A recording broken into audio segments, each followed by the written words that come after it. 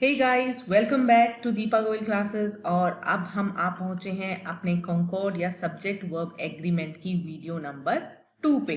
इससे पहले मैंने आपको वीडियो नंबर 1 में रूल नंबर 1 और रूल नंबर 2 कराया था। अब हम पढ़ते हैं आगे के रूल। तो अगर आपने वीडियो नंबर 1 नहीं देखी है तो उसको देखा हो। पहले 2 रूल है, छोटी सी वीडियो है, फिर इस पे आओ और उसके बाद आप अच्छे से समझ जाएंगे। वैसे तो रूल्स इंटरकनेक्टेड नहीं है, समझ अभी भी जाओगे, but better to watch the first video first, क्योंकि उसमें मैंने बताया है कि इसमें ये पूरी वीडियो की सीरीज देखने से आपको क्या फायदा होगा। ठीक है, तो चलिए शुरुआत करते हैं रूल नंबर 3 की। तो रूल नंबर 3 क्या कहता है सब्जेक्ट वर्ब एग्रीमेंट के अंदर? It says that when the subjects are joined by either or neither nor or not only but also then verb agrees with the nearest subject। मतलब अगर हमारे सेंटेंस में इन combinations का यूज हुआ है either or, neither nor, not only but also, तो हमारी जो वर्ब होती है इनके पास का जो सब्जेक्ट है उसके हिसाब से लगाई जाती है। एग्जाम्पल देखेंगे आपको बहुत अच्छे से क्लियर होगा। either he or his sisters are expected, मतलब या तो वो या फिर उसकी सिस्टर्स आने वाली हैं। तो इसका नियरेस्ट सब्जेक्ट कौन सा हुआ? सिस्टर्स। तो सिस्टर्स है तो मतलब प्लूरल वर्ब हो गई। प्लूरल है तो हमने इसलिए क्या लगाया? आर लगाया। ठीक है ना? तो इसीलिए कह रहा है कि अगर इनमें से किसी भी शब्द को जोड़ करके सेंटेंस होता है तो जो उसका नियरेस्ट सब्जेक्ट होता है उसके हिसाब से हम वर्ब लगाते हैं। ही तो सिंगुलर हो गया ना, लेकिन हिज सिस्टर्स, सिस्टर्स जो है वो है प्लूरल, तो इसलिए हमने इसमें लगाया आर। ठीक है, now it says that not only the players but also the captain deserve praise. अभी सेकेंड एग्जाम्पल है इसका, देखिए कि not only the players, players है plural, but also the captain, captain हैगा हमारा सिंगुलर, तो हमने क्या लगाई इसके साथ? सिंगुलर वर्ब लगाई, डिजर्व्स। ठीक है ना, verb ending with S are singular and verbs ending without S are plural. तो यहाँ पे जो हमारा नियरेस्ट सब्जेक्ट था वो सिंगुलर था, इसलिए हमने इसमें सिंगुलर वर्ब लगाई। तो जहाँ पे भी ये इस तरीके के वर्ड होते हैं जहाँ पे कि हम कंडीशंस के लिए यूज करते हैं, कॉम्बिनेशन के लिए यूज करते हैं, like either or, neither NOR, not only but also, तो इसमें जो भी नियरेस्ट सब्जेक्ट होता है उसके हिसाब से हम वर्ब को लगाते हैं। ठीक है, तो इसको याद रखिएगा। Next rule it says that if the subject is a phrase or clause then the verb will be singular. कि अगर तो हमारा जो सब्जेक्ट है वो एक फ्रेज है या क्लॉज है तो वर्ब जो है सिंगुलर यूज होगी। अब अगर आपको ये नहीं पता है कि फ्रेज क्या होते हैं, क्लॉज क्या होते हैं, तो मैंने एक बहुत ही फंटाबुलस सी सीरीज बनाई है क्लॉजेस के ऊपर। 3 वीडियोस की वो पूरी सीरीज है, उसको देखिए, आपको फ्रेजेस और क्लोजेस बहुत अच्छे से समझ आ जाएंगे।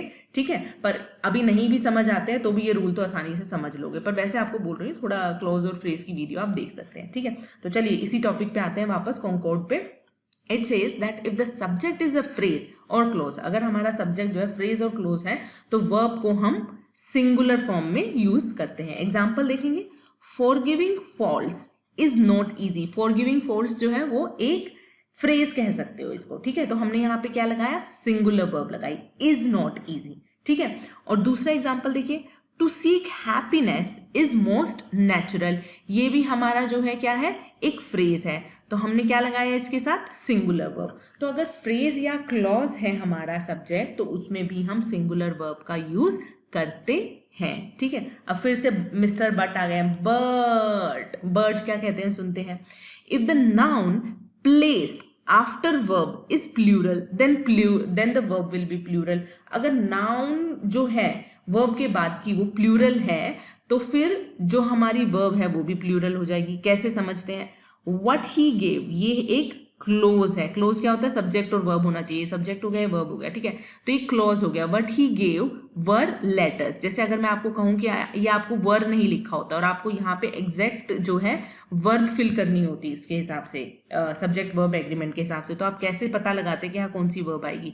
लेटर्स प्लूरल है तो एक पहले वाला रूल भी चलता है प्लूरल के साथ, प्लूरल वर्ब, तो हमने प्लूरल लगा देना है। ठीक है ना, तो वो इसी तरीके से आपको कह रहा है कि लेकिन अगर जो वर्ब है वो प्लूरल फॉर्म में है, सॉरी सब्जेक्ट जो है वो प्लूरल फॉर्म में, या नाउन जो है वो नाउन जो है वो प्लूरल फॉर्म में है, तो हम वहां पे प्लूरल वर्ब का यूज करेंगे, ठीक है ना। तो अगर फ्रेज और क्लॉज है तो वर्ब सिंगुलर होगी। अब ये है तो क्लॉज, लेकिन इसका साथ जो नाउन है वो नाउन जो है प्लूरल है, इसलिए हमने यहाँ पर पे इसको प्लूरल लगाया है, प्लूरल वर्ब लगाई है, ठीक है।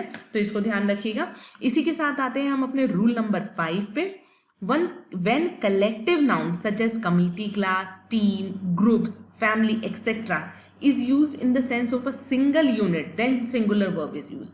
मतलब जब कलेक्टिव नाउन होती हैं जिनको कि हम एक सिंगल यूनिट की तरह दिखा रहे हैं तो भी सिंगुलर वर्ब यूज होती है। तो अगर आपको रूल नंबर 2 याद हो तो उसमें भी यही था ना, एंड से जोड़ा गया है, लेकिन एज अ सिंगल यूनिट है तो भी हम सिंगुलर वर्ब का यूज करेंगे। इसी तरीके से अगर कलेक्टिव नाउन को एक सिंगल यूनिट की तरीके से दिखाया गया है, एक सिंगल यूनिट की तरीके से दिखाया गया है, तो हम सिंगुलर वर्ब का यूज करेंगे। एग्जाम्पल देखिए, our class has won the match. Our class मतलब क्लास तो एक पूरी वन यूनिट हो गई ना, तो हमने इसके साथ लगाया सिंगुलर वर्ब हैज सिंगुलर होता है, ठीक है। तो our class has won the match, तो हमने इस रूल को ध्यान में रखते हुए यहाँ पे सिंगुलर वर्ब लगाई।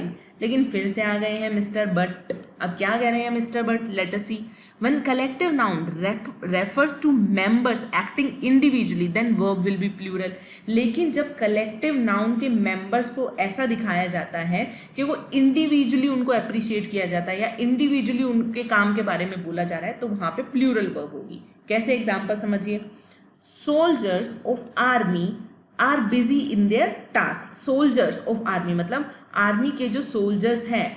अब ये यहाँ पे ये हो रहा है कि है तो ये कलेक्टिव नाउन, सोल्जर्स अपने आप में कलेक्टिव है ना, या आर्मी सोल्जर्स भी अपने आप में कलेक्टिव है, लेकिन उनके बारे में इंडिविजुअली बात की जा रही है कि जो आर्मी के सोल्जर्स हैं वो बिजी हैं अपने काम में।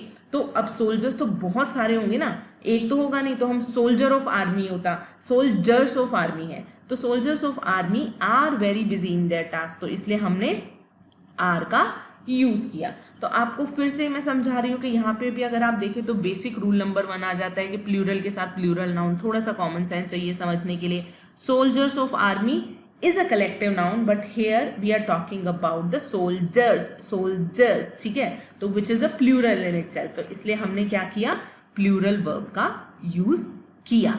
तो अगर आप थोड़ा लॉजिकली समझोगे ना तो रूल 2 कहीं ना कहीं आपका आ ही जाता है टू रेक्टिफाई, जिससे कि आपको समझ आ जाएगा कि यहाँ पे जो है वो प्लूरल वर्ब आएगी या सिंगुलर वर्ब आएगी। अदरवाइज इन सभी रूल्स को आप 1 by 1 पढ़िए और अपने दिमाग में बिठाइए, थोड़ा सा बाय हार्ट कर लीजिए, बाय हार्ट मतलब याद कर लीजिए, तो आपको बिल्कुल इस टॉपिक की क्लैरिटी हो जाएगी।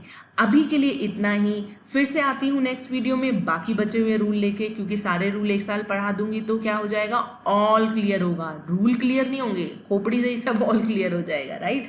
तो फिर से इन 3 रूल को पढ़ो, वापस से रिवाइज करो और फिर से आ जाओ लेसन नंबर 3 पे, जिसमें हम आगे के रूल करेंगे। छोटी छोटी वीडियो है, आपको पढ़ने में बहुत आसानी होगी।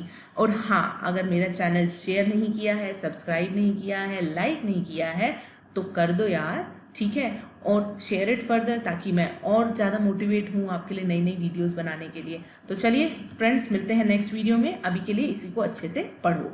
Bye bye.